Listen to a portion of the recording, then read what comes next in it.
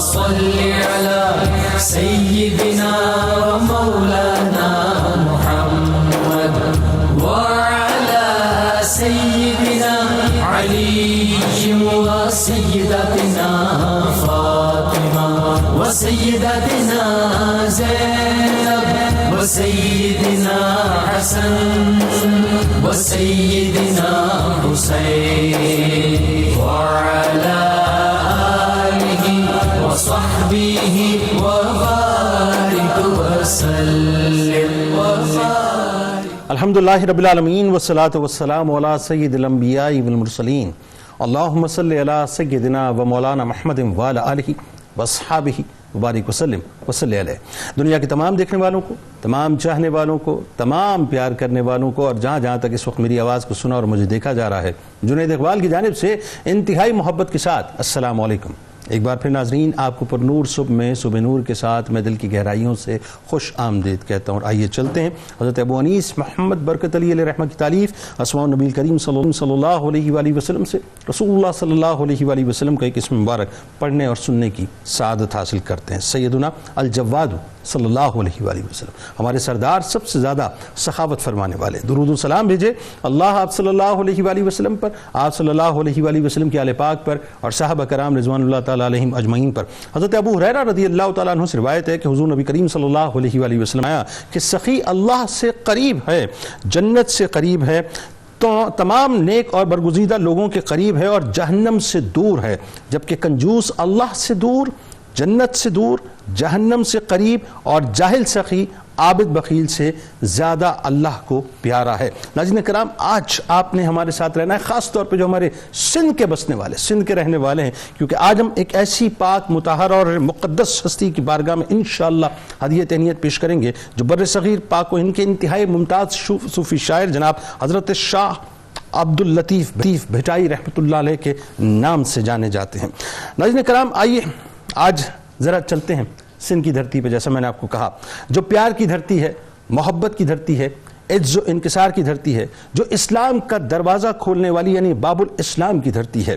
جب اللہ کام لینا چاہتا ہے ناظرین اور ارادے پختہ ہوں تو پھر بھٹ شاہ کے نام سے شہرت پانے والے ٹیلے پر شاہ جو سر کے ابواب سے، شاہ جو رسالوں کی مسند عشق و محبت سجا کر اور اصلاح نفس کا جام پلا کر دنیا کو اپنی شاعری سے اسیر کرنے والے سادات گھرانے کے روشن ستارے شاہ عبداللطیف بھٹائی رحمۃ اللہ علیہ نے اپنی محبت اور لطافت سے وادی مہران میں مٹی اور پتھر کے تودوں کو ایک خوبصورت بستی میں ایسا تبدیل کر دیا کہ ٹیلے سے اٹھنے والے عشق و محبت کا یہ پیغام مکمل طور پہ آفاقی بن گیا. سادات گھرانے کے چشم و چراغ، ائمہ اہل بیت کا علمی اور روحانی فیضان لیے شاہ عبداللطیف بھٹائی رحمۃ اللہ علیہ سندھ کے انتہائی عظیم صوفی شاعر تھے، جنہوں نے اپنے منظوم کلام کے ذریعے قرآن و حدیث سے لی ہوئی اصطلاحیں استعمال کر کے اللہ اور اس کے رسول صلی اللہ علیہ وآلہ وسلم کے عشق اور پیغام کو مکمل طور پہ عام کیا. صوفیانہ تخیل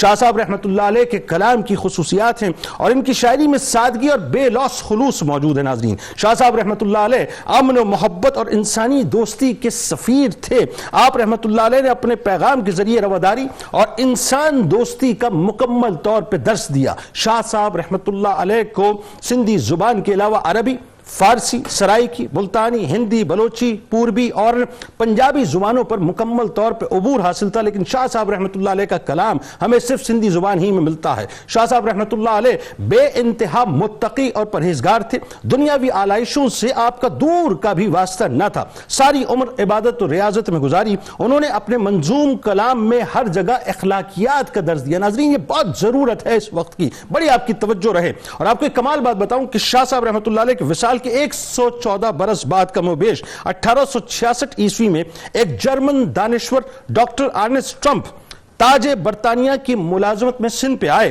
وہ یورپی زبانوں کے ساتھ ساتھ سندھی، پنجابی، بروہی اور پشتو سے آشنا تھے. انہوں نے حیدرآباد قیام کے دوران 2 سندھی دانشوروں کی مدد سے گنج شاہ لطیف کی نقل تیار کی اور ریٹائرمنٹ کے بعد جرمنی لے جا کر لیپزگ سے شائع کروا کر پہلی مرتبہ شاہ جو رسالوں کا اس کو نام دیا، جو کہ آج تک رائج ہے اور یہی ٹرمپ ایڈیشن کہلاتا ہے. 1940 میں پہلی مرتبہ ڈاکٹر ایچ ٹے سولے نے شاہ جو رسالوں کا منظوم انگریزی ترجمہ اور شاہ صاحب کی سوانح لکھی، یعنی Shah Abdul Latif of Bhit his poetry life and time کے نام سے آکسفورڈ پریس برطانیہ سے شائع کرا کر یورپ میں پہلی مرتبہ اسے متعارف کروایا۔ 1985 میں ناظرین ریٹائرڈ سی ایس پی افسر محمد یعقوب آغا کا مارکۃ الآراء ترجمہ اور تشریح بھٹ شاہ کلچرل کمیٹی نے شائع کیا، جس میں قرآن و حدیث، بڑی توجہ طلب باتیں ہیں یہ، قرآن و حدیث اور اسلامی نقطہ نظر بیان کرنے کے ساتھ ساتھ سعدی، حافظ، رومی، غالب، جامی، خیام، بایزید بستامی رحمت اللہ علیہ، ابو علی شاہ قلندر رحمت اللہ علیہ، حکیم سنائی رحمت اللہ علیہ، خواجہ معین الدین چشتی رحمت اللہ علیہ، بہاؤالدین نقش بند رحمت اللہ علیہ، فرید الدین عطار نشاپوری رحمت اللہ علیہ، نصیر الدین چراغ دلی رحمت اللہ علیہ، امیر خسرو رحمت اللہ علیہ اور دیگر اکابر صوفیہ و عارفین کے کلام سے شاہ صاحب رحمت اللہ علیہ کے افکار کی مطابقت اور مماثلت کا جائزہ اس نسخے کی نمایاں خصوصیات ہیں۔ شاہ صاحب رحمت اللہ علیہ کے اشعار میں عشق رسول و عشق اہل بیت اطہار و ان کے افکار مکمل طور پہ مہکتے نظر آتے ہیں۔ آپ کا سینہ علم و دانش کا خزانہ تھا، وڈیروں، جاگیرداروں، نوابوں سے دور اور بھوکے اور مظلوم عوام کے ساتھ رہنا آپ پسند کرتے تھے۔ یہی وجہ تھی کہ ان کا سارا دکھ درد شاہ صاحب رحمت اللہ علیہ کے کلام میں نظر آتا ہے۔ آپ کی تعلیمات میں نسل انسانی کی وحدت اور باہمی ربط کی بنیاد اور سماجی مراتب سے قطع نظر باہمی محبت کے ساتھ ساتھ عزم و ہمت، جہد مسلسل اور معاشرتی ناانصافی اور ظلم کے خلاف علم جہاد بلند کرنے کا درس ملتا ہے۔ آپ خود پسندی، خود پرستی، جاہریت اور رذائل اخلاقی کی نفی کرتے ہیں، سادگی، شرافت اور پاکیزگی کا درس دیتے ہیں جو کہ ایمان کی اصل ہے اور اس کی بنیادیں ہیں۔ شاہ صاحب کی شاعری میں ناظرین اس دور میں رواج پانے والے جو گمراہ کن تصورات تھے اس کے خلاف جہاد نظر آتا ہے۔ یوں سمجھ لیجئے کہ شاہ صاحب کی شاعری تصوف اور شریعت کا حسین ترین امتزاج ہے۔ آج ہمارے ساتھ آپ رہیں گے، خاص طور پر جو سندھ کے بسنے والے لوگ ہیں۔ انشاءاللہ آپ کو آج ہم شاہ صاحب کی شاعری بھی سنوائیں گے اور یہ بتلائیں گے کہ کیا آفاقی پیغام آپ نے کتنے حسین انداز سے دیا ہے۔ اللہم صلی علی سیدنا و مولانا محمد وعلی سیدنا علی و سیدتنا فاطمہ و سیدتنا زینب و سیدنا حسن و سیدنا حسین وعلی آلہ و صحبہ و بارک وسلم۔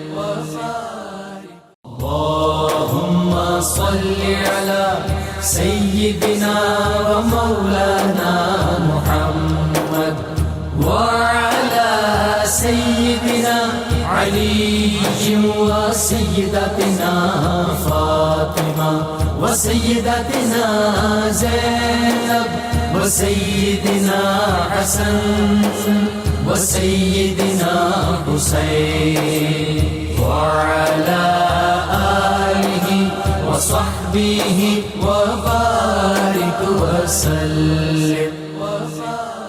آغاز کرتے ہیں صاحب، سب سے پہلے آپ بنیادی تعارف جو آپ کا حسین سا تعارف ہے خاندانی اور خاص طور پہ جو آپ کا نسب پاک ہے اور ایک درویش کی دعا جو آپ کی پیدائش کا سبب بنی، ذرا بتائیے، وہاں سے آغاز کرتے ہیں۔ بسم اللہ الرحمن الرحیم۔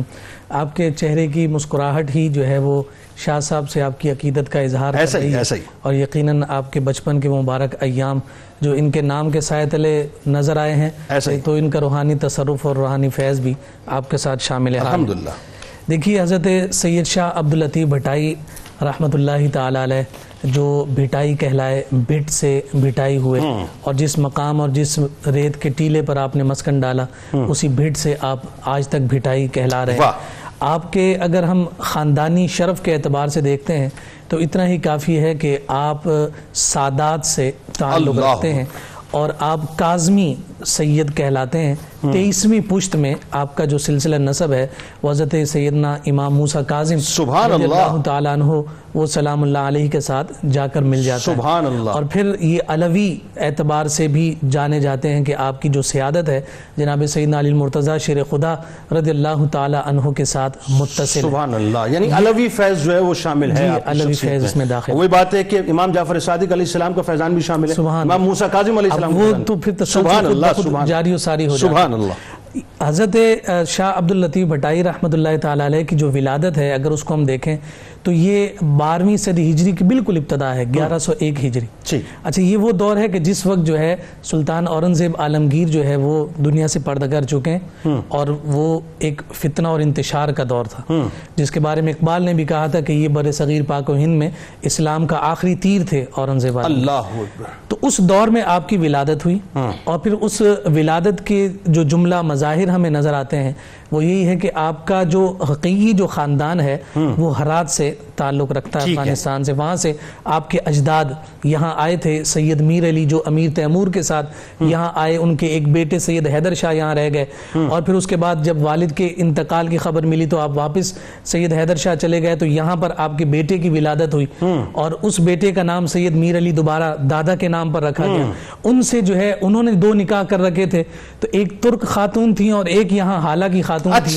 تو یہاں کی جو خاتون تھی ان سے جو شہزادے ہوئے ان کا نام سید شرف الدین تھا، تو اسی وجہ سے اسی نسب سے جو ہے جناب سیدنا شاہ عبداللطیف بھٹائی رحمۃ اللہ تعالی علیہ کی ولادت ہے۔ آپ کے جو والد بزرگوار ہیں سید حبیب شاہ رحمۃ اللہ تعالی علیہ، وہ خود جو ہے ایک جذب صفت شخصیت تھے، خدا مست درویش تھے، اور یہی وہ رنگ تھا کہ جو آپ کی شخصیت میں حضرت شاہ عبداللطیف بھٹائی کی شخصیت میں بچپن ہی میں قائم ہو گیا تھا۔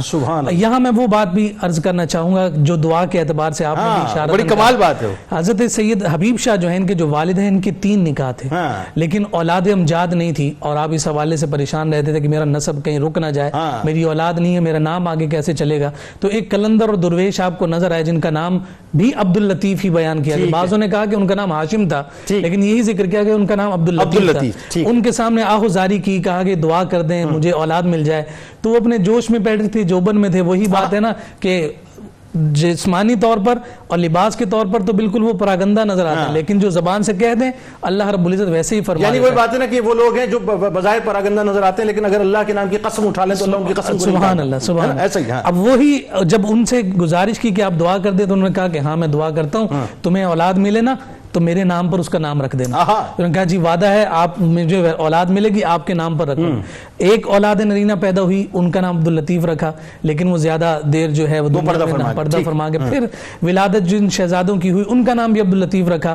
آج جو شاہ عبداللطیف بھٹائی رحمۃ اللہ تعالی علیہ ہیں، یہ انہی درویش کی دعا کا نتیجہ اور ثمر ہے، اور انہوں نے دعا دیتے ہوئے یہ کہا تھا کہ تمہارا بچہ، تمہارا شہزادہ جو ہے وہ نابغہ روزگار ہوگا اور دنیا اسے جانے گی اور پہچانے گی۔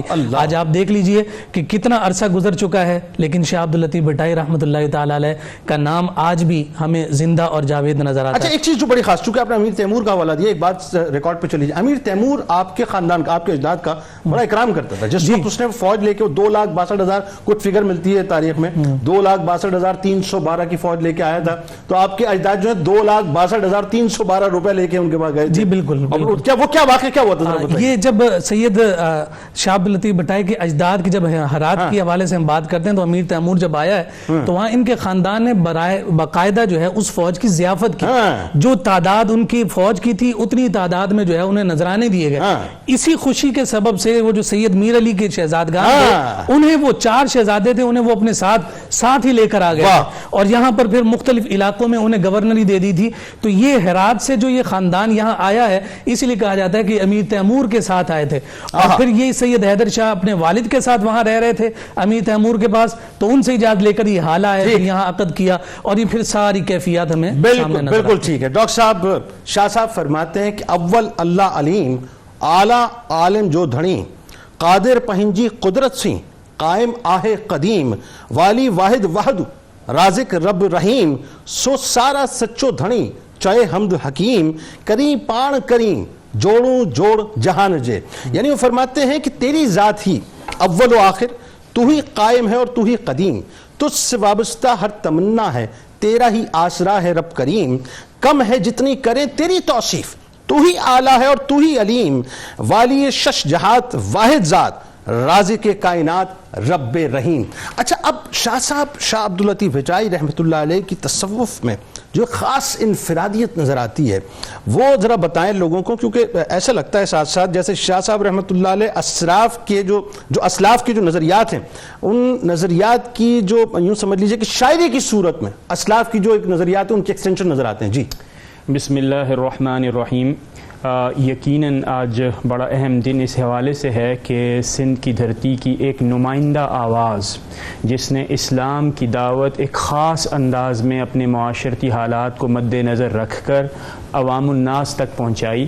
تو آج کا پروگرام ظاہر ہے ایک طرف تو معلوماتی ہوگا اور دوسری طرف انشاءاللہ تعالی ہمارا شاہ صاحب کی خدمت میں ایک خراج تحسین بھی. بے شک جی، وہ تو سادات کی بارگاہ ہے جی. تو یعنی جن اشعار کو آپ نے پڑھا کہ اول اللہ علیم اعلی عالم جو دھڑی، اب اس کو اگر آپ قرآن کریم کی زبان میں ٹرانسلیٹ کریں گے تو ہوگا هو الاول والآخر بھائی سبحان اللہ، کیا ریلیونٹ بات کر رہے ہیں ڈاکٹر صاحب، واہ واہ. صدق اللہ العظیم. آپ یہ دیکھیے کہ قرآن کریم اور حضرت شاہ عبداللطیف بھٹائی کا جو کلام جو کہ مشہور ہے شاہ جو رسالوں کے طور پر، اور جس کا مطلب ہے کہ شاہ صاحب کا رسالہ، اور رسالے کا مطلب یہ ہے کہ یہ ایک خاص سندھی صنف ہے شاعری کی جس میں کم و بیش کوئی 30 سر یعنی 30 نظمیں ہیں، اور انہیں میوزیکل موڈز کے انداز میں ایک خاص انداز میں مکمل ہول بنایا گیا ہے.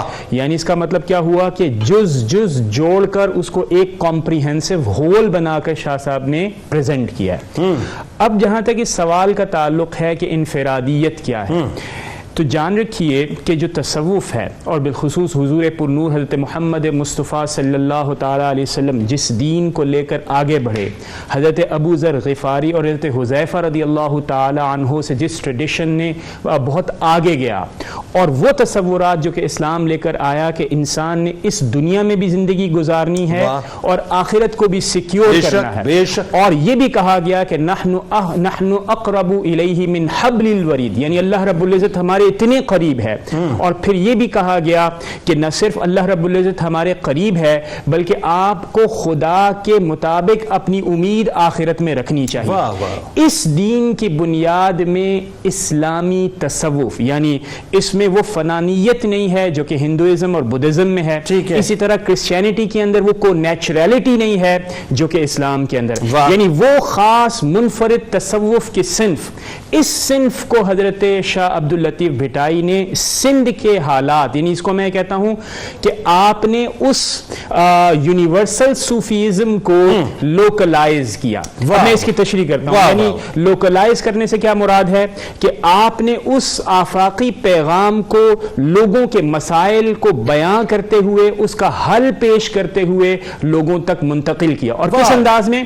نہایت سادہ عام فہم انداز میں کہ کاشتکار ہو، پڑھا لکھا اتنا نہ ہو، اپنے کام پر موجود ہو، اسے خاص نشستیں ارینج نہ کرنی پڑے، اور وہ آپ کا پاک کلام پڑھتا چلا جائے اور اپنے نفس کے مدارج کو عروج حاصل کرے. یعنی میں آپ کی بات ذرا سمجھنا چاہوں گا، اتنی اچھی آپ بات کر رہے ہیں، یعنی قرآن کو، حدیث کو، یا مثنوی یا دیگر جتنے بھی مطلب روایات حکایات ہیں، آپ نے بالکل ایک دم جو ٹریڈیشنل انداز تھا اس ٹریڈیشنل اسٹائل میں جو اس کو کنورٹ کر کے، یعنی یوں سمجھ لیجیے کہ دوسرے لفظوں میں بابا بلے شاہ علیہ رحمہ، میاں محمد بخش علیہ رحمہ، سچل سرمست علیہ رحمہ، یہ سارا وہی رنگ ہے جو آپ کو بکھرا ہوا ہے. سچل سرمست تو آپ کے انفلوئنسڈ میں تھے، یعنی آپ کے بعد، لیکن میں رنگ کی بات کروں. لیکن اب میں گزارش کروں آپ سے کہ بنیادی بات آپ دیکھیے، یعنی جنید بھائی، یہ ہے کہ دیکھیں زبان کس کا انتخاب کیا ہے؟ سندھی کا. اس کو میں کہہ رہا ہوں لوکلائز کرنا. کیوں؟ اس لیے کہ اگر آپ غور کریں کہ عربی زبان علماء کی زبان تھی، فارسی زبان اشرافیہ کی زبان تھی، عوام الناس اس سے دور تھی. پھر لوگوں کی سفرنگ، یعنی لوگوں کی جو اذیت تھی، استحصال تھا. ہم سب جانتے ہیں کہ سندھ کے اندر جاگیرانہ نظام تھا، اور اس زمانے میں جس کی طرف حضرت نے بھی اشارہ کیا کہ سندھ یعنی 1595 کے بعد جب اس مغل امپائر کے اندر موجود تھا تو آپس میں کشمکش تھی. ان حالات کو دیکھ کر، اور پھر کمزوری، ذلت اور استحصال کی علامت یعنی خواتین، ان کو اپنی سٹوریز کے اندر بہت ہی پک اینڈ چوز میتھڈ کو ایڈاپٹ کرتے ہوئے آپ نے اس پیغام کو لوگوں تک پہنچایا کہ ان کی سفرنگ، ان کی تکالیف آسانی سے. اچھا، اس میں جو شاہ رسالوں کی آپ بات کر رہے ہیں اس میں 30 ابواب ہیں، اور 7 میرا خیال ہے جو ہے ملکاؤں کی بات، بالکل عورتوں کی آپ دیکھیے کہ ان عورتوں کے نام سے منسوب کر کے بنیادی طور پہ آپ نے عورت کو بھی ایک تقدس اور احترام کیا ہے. دیکھیں نا، اسلام کی تعلیم کیا ہے؟ یعنی سب سے پہلی بات تو اسلام کیا کہتا ہے کہ کسی بھی چیز کو کوئی خاص فوقیت نہیں ہے، اور نہ کسی کی کوئی کمی ہے نہ کوئی کمزوری ہے.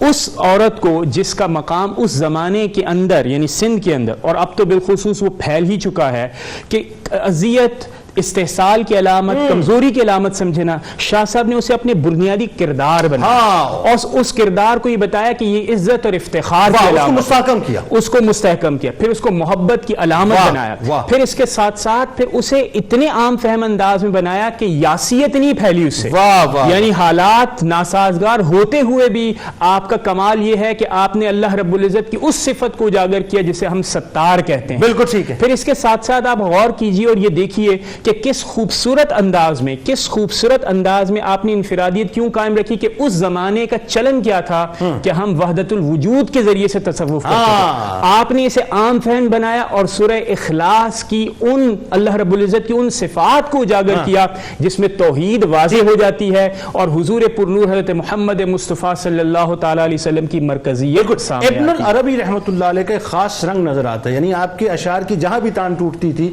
اس میں آپ کو وحدت الوجود کا تصور جو ہے خاص طور پہ نظر آتا تھا. مفتی صاحب، اگر اللہ پہ رکھتے ہو ایمان، رسول اللہ سے بھی لا لگاؤ. یہ شاہ صاحب فرماتے ہیں جس کا منظوم ترجمہ اردو میں کہ اگر اللہ پر رکھتے ہو ایمان، رسول اللہ سے بھی لا لگاؤ، سمائے جس میں ان دونوں کا سودا، کسی در پہ نہ اس سر کو جھکاؤ.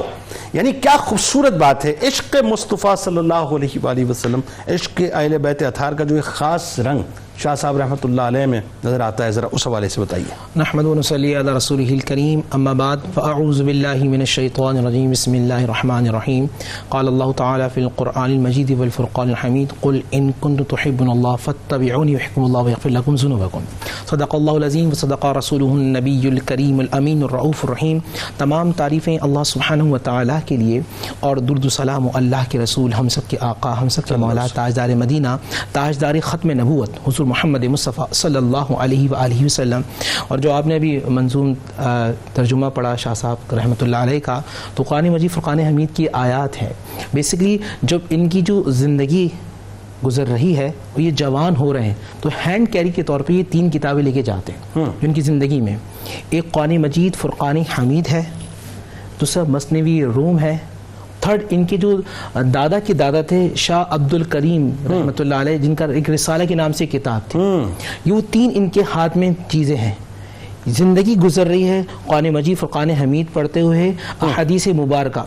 اچھا، پھر جو عشق رسول، عشق اہل بیت کیوں نظر آتا ہے کہ 23 پشتوں اوپر جا کر ان کا شجاع نسب حضرت امام موسیٰ کاظم رضی اللہ تعالی عنہ سے ملتا ہے. اس کے بعد ہم یہ دیکھتے ہیں، جس طرح اکرام میں بھی فرما رہے تھے، کہ سید حیدر شاہ حالت تشریف لاتے ہیں. ان کی شادی ہوتی ہے فاطمہ نام کی عورت سے. فاطمہ کی اولاد ہیں، حیدر کے بیٹے ہیں، سلام اللہ علیہ.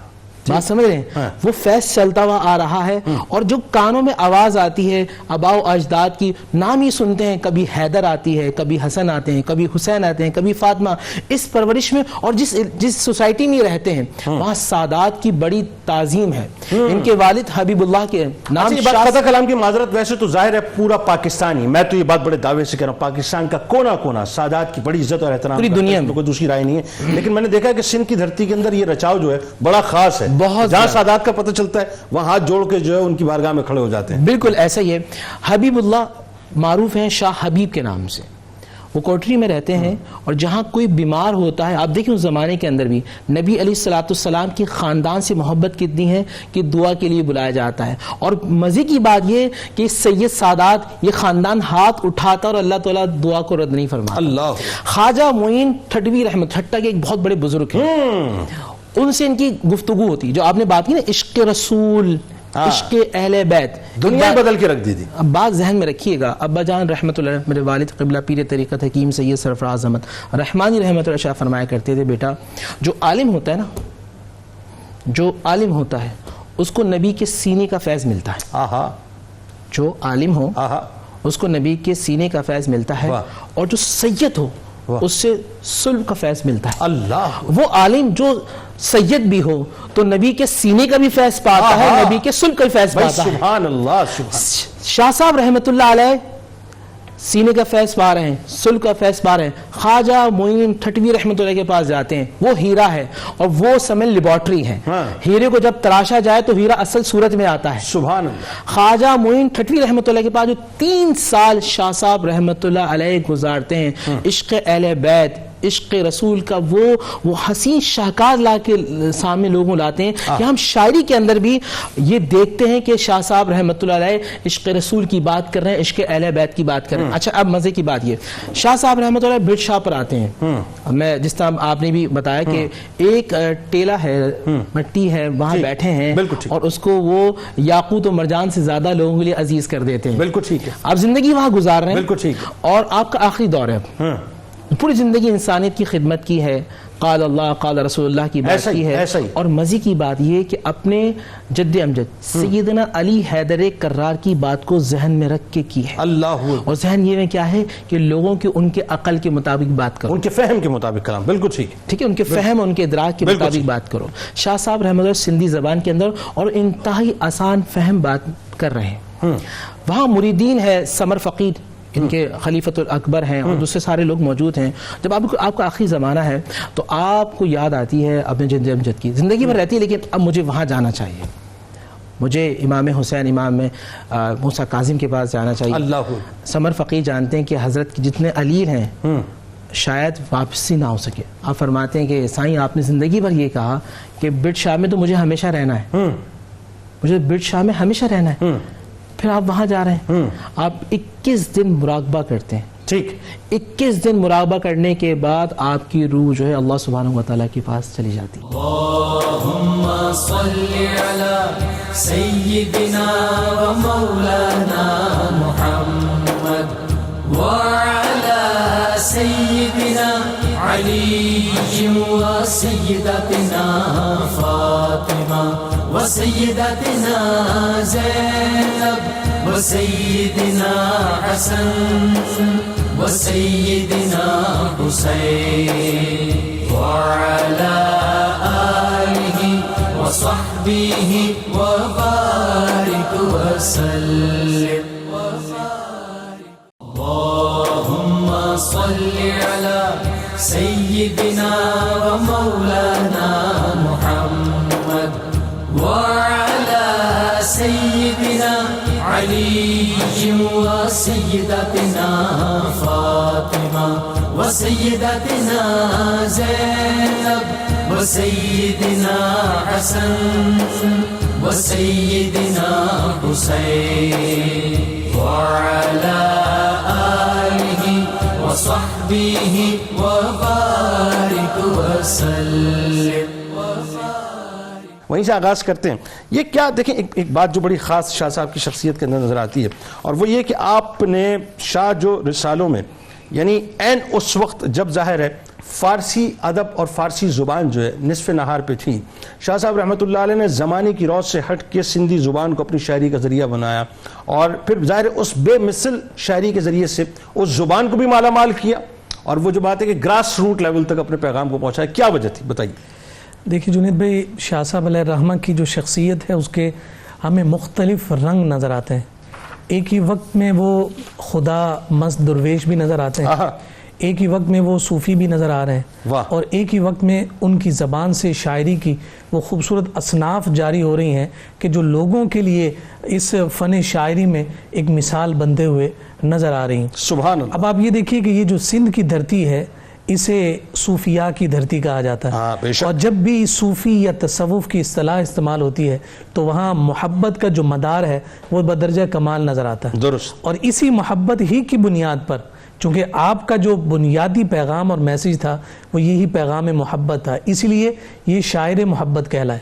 جیسا کہ آپ نے کہا کہ فارسی زبان اپنے عروج پر تھی اور ہر صنف فارسی کا چرچا ہے. ڈاکٹر صاحب نے بھی اس کی جانب ذکر فرمایا. اشرافیہ میں استعمال ہونے والی زبان، ظاہر سی بات ہے کہ وہ لینگویج کہ جو محلات میں بادشاہوں کے درباروں میں بولی جائے اسی کو زیادہ اہمیت دی جاتی ہے. علماء کے ساتھ عربی کو خاص کر دیا گیا. لیکن شاہ صاحب رحمۃ اللہ تعالی علیہ نے اپنی شخصیت میں وہ جو اپنی زمین کے ساتھ محبت کا جو مدار تھا اسے بڑی پختگی کے ساتھ قائم رکھا. اب یہ دیکھیے کہ یہاں ایک بڑی خوبصورت بات میں آپ کی خدمت میں عرض کروں کہ بطور خاص جب ہم سندھ کی سرزمین کے حوالے سے اور سندھ کی ثقافت اور سندھ کی تہذیب کی بات کرتے ہیں تو ہمیں 4 بنیادی نام نظر آتے ہیں. سب سے پہلا نام مخدوم معین ٹھٹوی رحمۃ اللہ تعالی علیہ جو میاں ٹھارو کے نام سے جانے جاتے ہیں. دوسرے مخدوم ہاشم ٹھٹوی رحمۃ اللہ تعالی علیہ.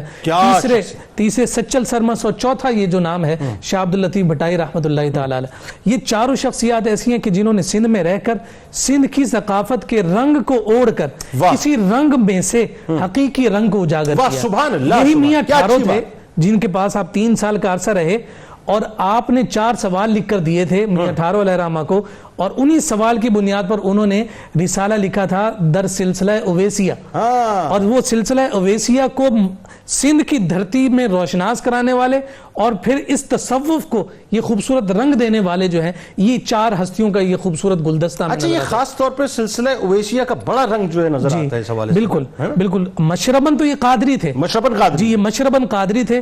چونکہ مخدوم معین ٹھٹوی میاں ٹھارو کی خدمت میں رہا کرتے تھے اور یہ سلسلہ اویسیہ کی باتیں ان کے پاس سنا کرتے تھے, سوال رکھتی ہے, انہوں نے پورا رسالہ ان کے ان سوالات کے جواب میں لکھا. اس کے تراجم ہمیں مارکیٹس میں ملتے ہیں. مطلب جذب و مستی کی جو کیفیت آپ کے اندر ہے وہ ایکچولی اسی اویسی سے. بالکل بالکل. اب آپ دوسری جانب یہ دیکھیے, فارسی کا چونکہ طوطی بول رہا ہے اور پھر آپ انسپائر بھی ایک فارسی شاعر سے. آپ کو سندھ کے مولانا روم کہا جاتا ہے. واہ. اور مولانا روم علیہ الرحمہ کی آپ کو شاعری دیکھیے تو وہ فارسی میں اپنے کمال اور عروج پر نظر آتی ہے. بالکل ٹھیک ہے. لیکن یہ نہیں کہ ان سے انسپائریشن کی وجہ سے آپ کا قلم بھی فارسی میں چلنے لگ جائے, جبکہ آپ فارسی پر کمال دسترس رکھتے تھے. باقاعدہ یہ بھی ذکر کیا گیا کہ جہاں آپ نے تحصیل علم کیا وہیں ساتھ ساتھ اللہ رب العزت نے علم لدنی کا ملکہ بھی آپ کو عطا فرمایا. اچھا, کیسا علم لدنی کا ملکہ وہ بھی ذرا بتائیے ساتھ ساتھ. وہی بات ہے کہ بچپن میں الف پڑھ رہے ہیں تو پڑھ رہے ہیں اور با نہیں پڑھ رہے ہیں. بالکل. یعنی کیا خاص فیضان آپ کو عطا ہوا علم لدنی کا؟ بابا بلے شاہ نے اس حوالے سے یہ کہا تھا کہ الف اللہ رتا دل میرا مینو بے دی خبر نہ کائی مینو بے پڑیاں سمجھ نہ آوے لذت الف دی آئی. یہ جب وہ آخون نور محمد بھٹی انہیں کہتے تھے بیٹا بے پڑھو یا با پڑھو, وہ الف سے آگے ہی نہیں بڑھتے تھے. وہی رنگ ہے کہ الف میں اتنی لذت آ گئی کہ آگے کی ضرورت نہیں. تو آپ کے والد بزرگوار جب آئے تو آپ انہیں لے کر واپس چلے گئے. وہ ہے نا الف اللہ چمبے دی بوٹی, کیا ہے وہ الف اللہ چمبے دی بوٹی میرے من وچ مرشد لائی ہو. یہ وہ الف سے جو وحدت الوجود اور اللہ رب العزت کی محبت کا جو عنصر ہے وہ ہمیں نظر آ رہا ہے. مولانا روم سے انسپائریشن کے باوجود آپ کا وہ رنگ تو انہوں نے لیا, لیکن اپنی زبان کو آپ نے فوقیت دی. اور آپ جانتے ہیں کہ یہی ثقافت جو قلم کے ذریعے سے محفوظ ہوتی ہے یہ جاری و ساری رہے گی. اب آپ یہ دیکھ لیجئے, کبھی جرمنی سے اٹھ کر کوئی ماہر لسانیات آ رہا ہے, کیا بات, کبھی جناب کون سے زمانے اور کون سے علاقے سے اٹھ کر کوئی شخص آ رہا ہے, اور یہاں پر وہ متاثر کس سے ہو رہا ہے؟ وہ متاثر شاہ عبد اللطیف بھٹائی رحمۃ اللہ تعالی علیہ کے قلم سے نکلنے والے اشعار سے ہو رہا ہے. اس کی گہرائی اور اس کی گہرائی سے ہو رہا ہے. وہ گہرائی ہمیں یوں محسوس ہو رہی ہے جس کی وجہ یہی بنی ہے کہ آپ نے اپنی ثقافت, اپنی تہذیب, اپنا تمدن اور اپنی اس زمین کے جس زمین نے انہیں شناخت دی اس پہچان کو وطن پرستی کا تصور, وطنیت کا تصور, اس پہچان کو آپ نے قائم رکھا. اللہم صلی علی سیدنا و مولانا محمد وعلی سیدنا علی و سیدتنا فاطمہ و سیدتنا زینب و سیدنا حسن وسيدنا حسين وعلى آله وصحبه وبارك وسلم. اللهم صل على سيدنا ومولانا محمد وعلى سيدنا علي وسيدتنا فاطمة وسيدتنا زينب وسيدنا حسن وسيدنا حسين وعلى آله وصحبه وبارك وسلم. ڈاکٹر صاحب بات کو آگے بڑھاتے ہوئے کہ ایک مرتبہ گزارے مجھے یاد آ گیا کہ ایک جرمن اسکالر جو کہ ماہر لسانیات بھی تھیں اور ماہر اخباریات بھی تھیں, ڈاکٹر این میری شمل, اچھا انہوں نے ایک بڑی کمال بات کی تھی. انہوں نے کہا تھا کہ انگریزی میں ظاہر بہت سے کلاسیکی شاعری کے حوالے سے بڑے بڑے نام ہیں اور ان کو پڑھا ہے, لیکن وہ کہتی ہیں کہ کسی طرح بھی وہ لوگ جو ہیں شاہ عبداللطیف بھٹائی رحمۃ اللہ علیہ کے کیلیبر تک نہیں پہنچ سکتے. اور ڈاکٹر شمل نے یہ بھی کہا تھا کہ سندھی سیکھنے کی میری سب سے بڑی وجہ, دیکھیں وہی بات آ گئی کہ آپ کھڑے رہے اپنی زبان کے اوپر تو لوگوں کو مجبور کیا کہ میری زبان سیکھو اور میری زبان کو سمجھنے کی کوشش. ڈاکٹر شمل کہتی ہیں, یعنی جرمنز کی مطلب بہت بڑا نام ہے وہ, ایک ترہ امتیاز ہے ان کے لیے, وہ کہتی ہیں میں نے سندھی زبان سیکھی آپ کے لیے.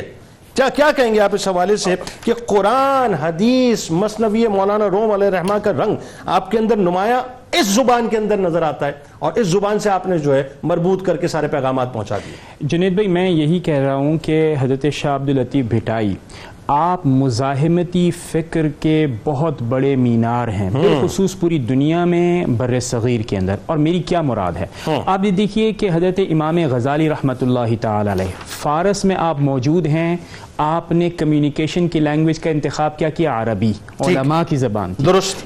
حضرت مولانا روم آپ یہ دیکھیے فارسی کا انتخاب. لیکن ان تمام چیزوں سے آگاہ ہونے کے باوجود چونکہ پیغام آپ نے اپنی قوم کی گمراہ قوم کو دینا تھا, لہٰذا آسان عام فہم زبان کا انتخاب فرمایا.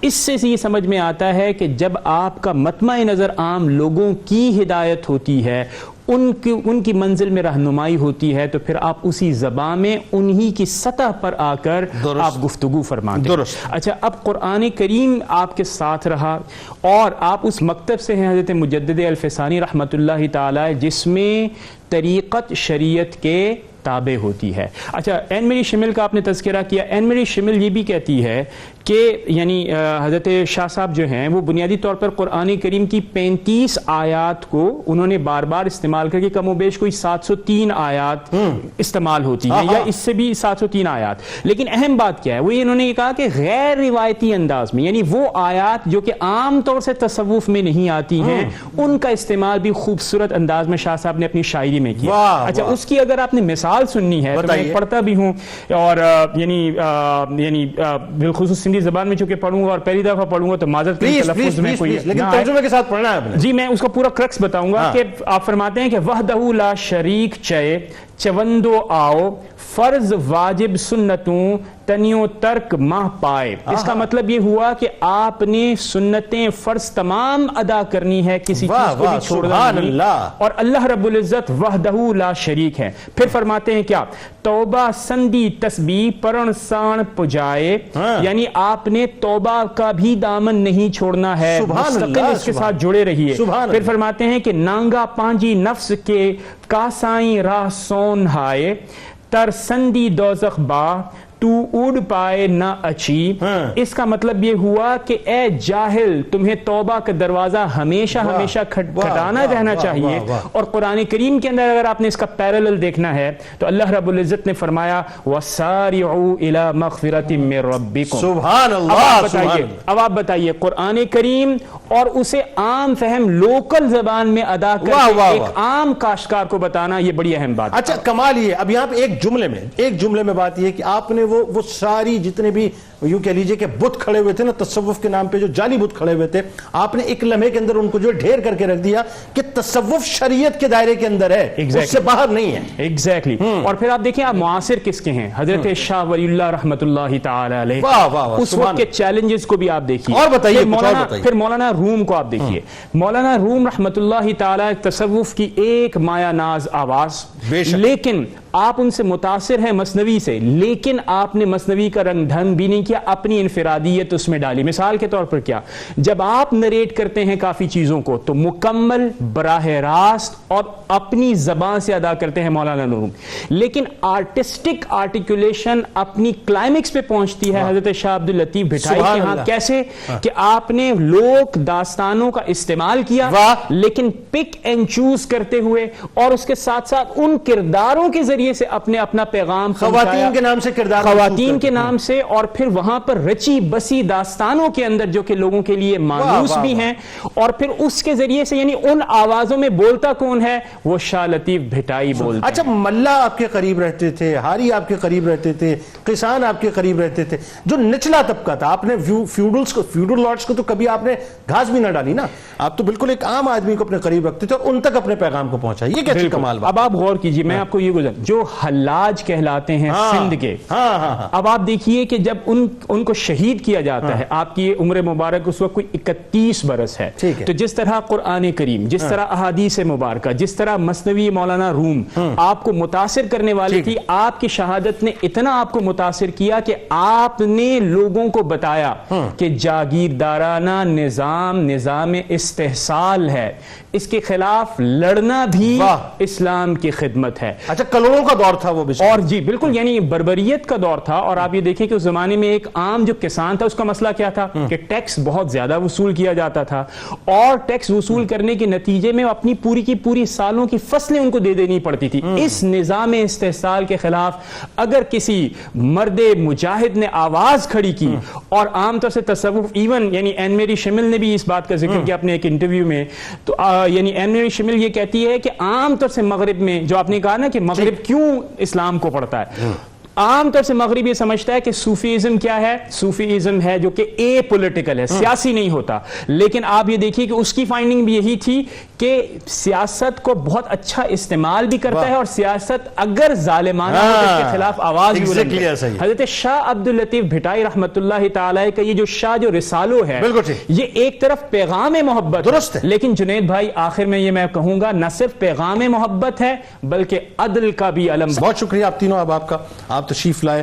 اللہ تبارک و تعالیٰ ذکر پاک کو قبول فرمائے، جو ذکر کرنے والے ہیں، جو ذکر سننے والے تمام موجود ہیں، کل بروز محشر حضرت شاہ عبداللطیف بھٹائی رحمۃ اللہ علیہ کا فیضان ہمیں عطا فرمائے۔ آئیے کتاب الشفا کی جانب چلتے ہیں اور حصول ملازمت کا عمل آپ کو بتلاتے ہیں۔ نماز عشاء کے بعد 2 رکعت نفل ادا کریں، 11 بار درود ابراہیمی اور اس کے بعد 41 بار سورہ فاتحہ پڑھیں اور دعا مانگیں۔ اس طرح یہ عمل 7 دن تک جاری رکھیں، انشاءاللہ آپ کا مقصد حل ہوگا۔ حضرت شاہ عبداللطیف بھٹائی رحمۃ اللہ علیہ کا بڑا ہی کمال قول مبارک ہے، انتہائی توجہ سے سنیے گا۔ فرماتے ہیں کہ انسان کی عظمت کا معیار یہ نہیں ہے کہ وہ کس قبیلے سے تعلق رکھتا ہے، بلکہ انسان کی عظمت کا معیار یہ ہے کہ وہ لوگوں کے کس قدر کام آتا ہے۔ بات صاحب یہی ہے، اپنے آپ کو بڑا نہ سمجھے، بڑا انسان اپنے کاموں سے ہوا کرتا ہے۔ اللہم صلی علی سیدنا و مولانا محمد وعلی سیدنا علی و سیدتنا فاطمہ و سیدتنا زینب و سیدنا حسن وسيدنا حسين وعلى آله وصحبه وبارك وسلم